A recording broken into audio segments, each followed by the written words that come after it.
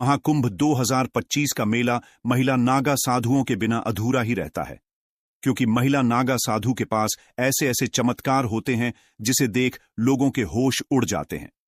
आपने पुरुष नागा के बारे में तो कई बातें सुनी होंगी, पर महिला नागा साधु की बात करने से भी लोग घबराते हैं, क्योंकि यह महिला नागा अपने चमत्कारों को गुप्त रखती है और सिर्फ ईश्वर से संपर्क साधने के लिए ही उनका इस्तेमाल करती है।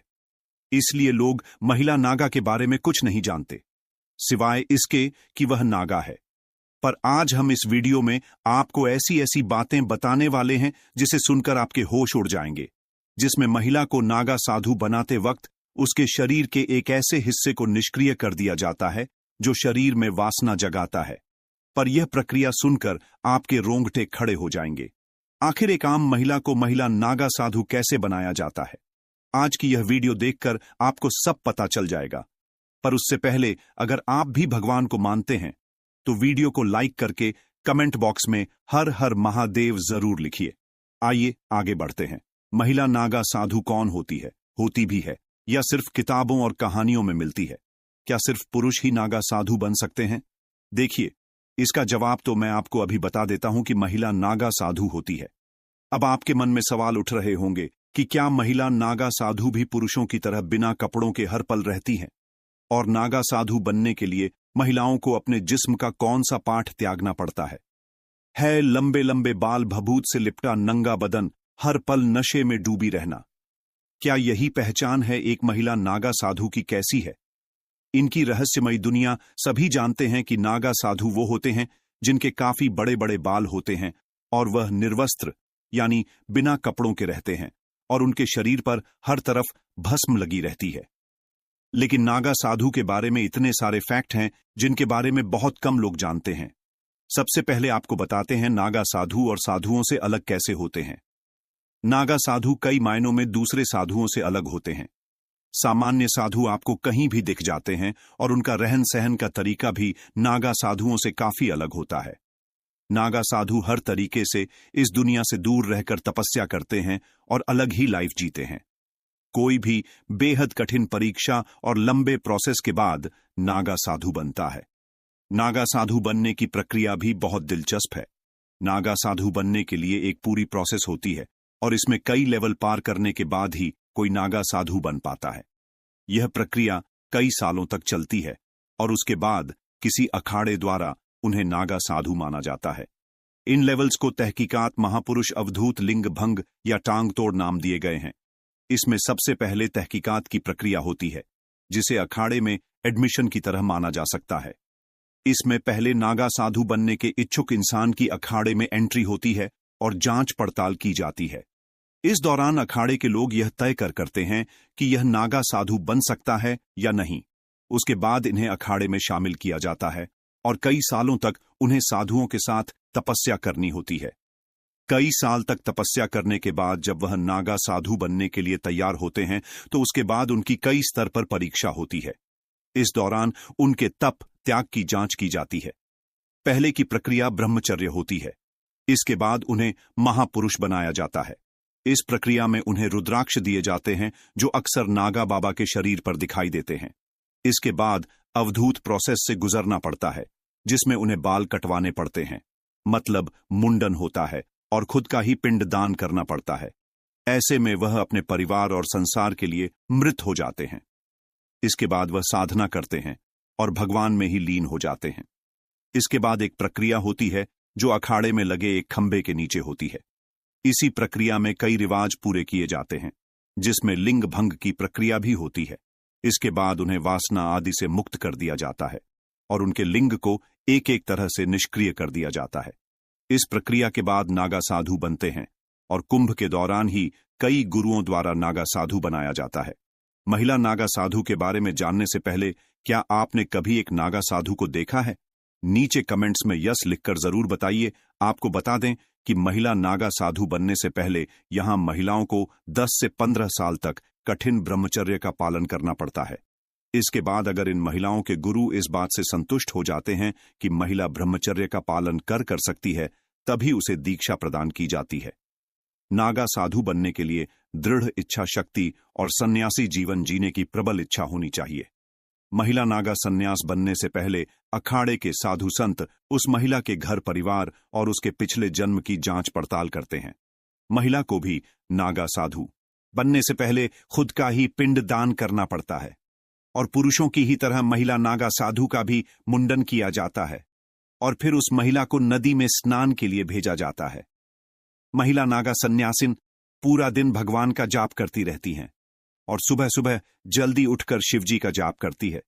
इसके बाद दोपहर में भोजन करने के बाद फिर से शिवजी का जाप करती है और शाम को सोती है। अखाड़े में महिला साधुओं को पूरा सम्मान दिया जाता है। जब महिला नागा सन्यासी पूरी तरह से बन जाती है तो अखाड़े के सभी साधु संत उस महिला को माता कहकर बुलाते हैं।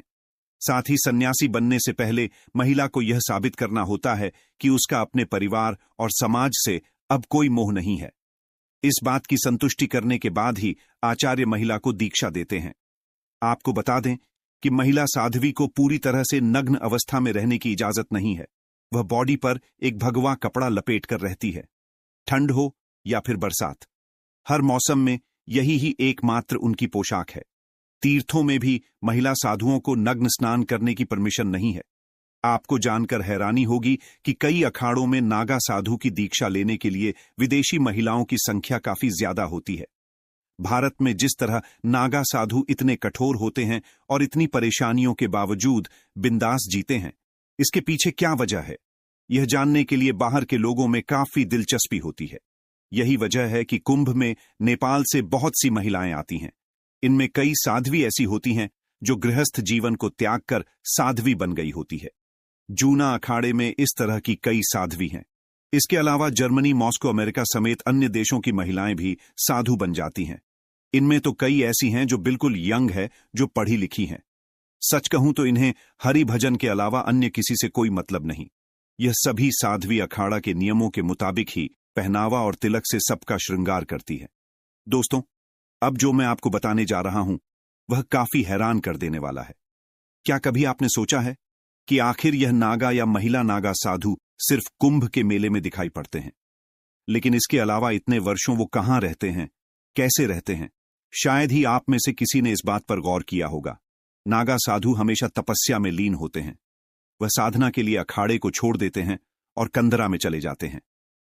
कंदरा का मतलब होता है पर्वतों में मौजूद सुरंग। इसमें भी कई तरह के नागा साधु होते हैं और जगह के नाम पर उनके नाम होते हैं। जैसे पर्वतों में रहने वाले नागा साधुओं को पर्वतागिरी, नगर में रहने वाले साधुओं को, पूरी जंगल में रहने वाले साधुओं को अनन्य कहा जाता है। यह अलग अलग जगहों पर रहते हैं। माना जाता है कि कुंभ से पहले और कुंभ के बाद नागा सन्यासी हिमालय और अन्य पहाड़ों और जंगलों की गुफाओं में बैठकर तपस्या में लीन हो जाते हैं। यह आमतौर पर एक गुफा में कुछ साल रहते हैं और फिर दूसरी गुफा में चले जाते हैं। किसी को मालूम नहीं होता कि वह इन दिनों कहां है और क्या कर रहे होंगे। कई बार बहुत से नागा बाबा इन दिनों सन्यासी वस्त्र भी धारकर अलग अलग जगहों पर घूमने लगते हैं। वहीं कुछ निर्वस्त्र बाबा गुप्त जगहों में जाकर तपस्या करने लगते हैं। इस दौरान वह जड्ड बूटी और कंदमूल पौधे के साथ जंगलों और पहाड़ों पर होने वाले खाने की चीजों से अपने पेट भरते हैं। वह घूमते भी रहते हैं, लेकिन यह सब इतने सीक्रेट तरीके से होता है कि किसी को पता नहीं चलता। कुछ नागा साधु झुंड में निकलते हैं तो कुछ अकेले ही यात्रा करते हैं। कई बार यह जिस तरफ गुफाओं में बैठते हैं, कई दिनों तक भूखे प्यासे भी बैठे रह जाते हैं। अब आप सोच रहे होंगे कि जब यह नागा साधु अपनी पहचान छुपाकर इधर उधर भ्रमण करते हैं तो फिर यह करिश्माई तरीके से कुंभ में कैसे नजर आते हैं?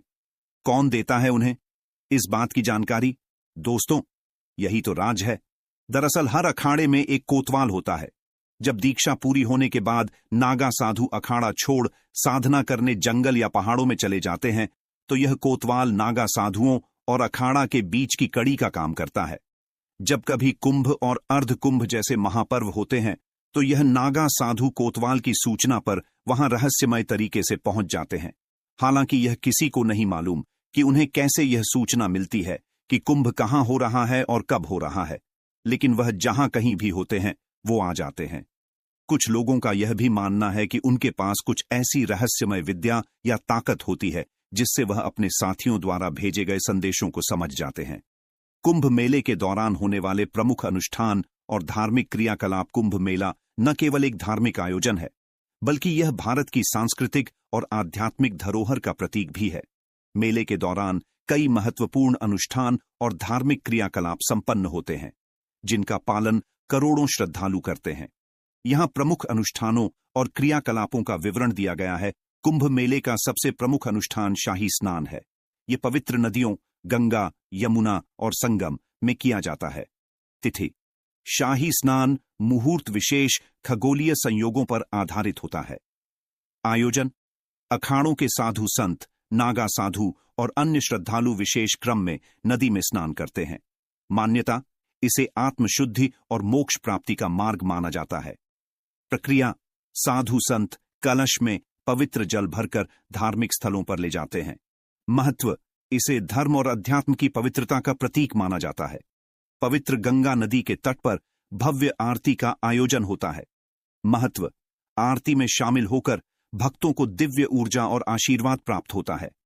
आकर्षण: दीपों की कतारें और मंत्रोच्चारण से अद्भुत दृश्य बनता है। 4. पिंडदान और तर्पण महत्व: कुंभ मेला पितरों के उद्धार के लिए पिंडदान और तर्पण का शुभ अवसर है। स्थान: संगम पर विशेष रूप से यह क्रिया की जाती है। मान्यता: इससे पितरों की आत्मा को शांति मिलती है। 5. ध्वजारोहण विवरण: कुंभ मेले की शुरुआत से पहले हर अखाड़ा अपने अपने ध्वज फहराता है। महत्व: यह अखाड़ों की उपस्थिति और पवित्रता का प्रतीक है। 6. नागा साधुओं का जुलूस विवरण: नागा साधु अखाड़ों के नेतृत्व में पवित्र स्नान के लिए भव्य जुलूस निकालते हैं। आकर्षण: नग्न अवस्था में भभूत लगाए त्रिशूल और डमरू लेकर साधु पारंपरिक मंत्रोच्चारण करते हैं। 7 मंत्र जप और ध्यान साधना विवरण: साधु संत और भक्त कुंभ मेले के दौरान विशेष मंत्रों का जप और ध्यान करते हैं। महत्व: इसे आत्मिक शुद्धि और ईश्वर से संपर्क का साधन माना जाता है। 8. सत्संग और प्रवचन विवरण: विभिन्न धार्मिक गुरुओं और संतों द्वारा प्रवचन और सत्संग का आयोजन किया जाता है। महत्व: इससे भक्तों को आध्यात्मिक ज्ञान और धर्म की गहरी समझ प्राप्त होती है। 9. विशेष यज्ञ और हवन विवरण: मेले में विभिन्न अखाड़ों और मठों द्वारा यज्ञ और हवन किए जाते हैं।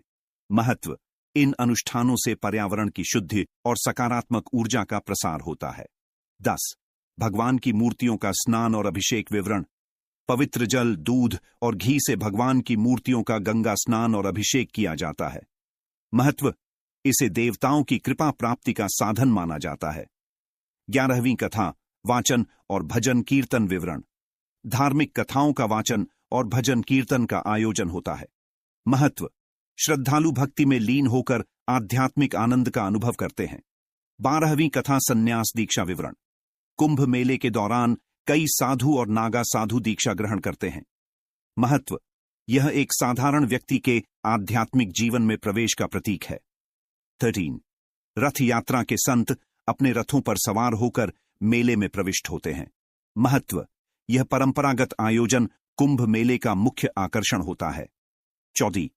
योग और ध्यान शिविर विवरण: कुंभ मेले में योग और ध्यान के विशेष शिविर आयोजित किए जाते हैं। महत्व: इससे मानसिक और शारीरिक शांति प्राप्त होती है। 15. दर्शन और आशीर्वाद विवरण: भक्त मेले में आए प्रमुख संतों और गुरुओं से दर्शन और आशीर्वाद प्राप्त करते हैं। महत्व: यह जीवन को नई दिशा और प्रेरणा देने वाला माना जाता है। कुंभ मेले के दौरान होने वाले ये अनुष्ठान न केवल धार्मिक महत्व रखते हैं, बल्कि ये भारत की समृद्ध आध्यात्मिक परंपरा और सांस्कृतिक एकता के प्रतीक भी हैं। यह आयोजन भक्तों के लिए आत्मशुद्धि, ईश्वर प्राप्ति और सामाजिक समरसता का एक महान अवसर प्रदान करता है।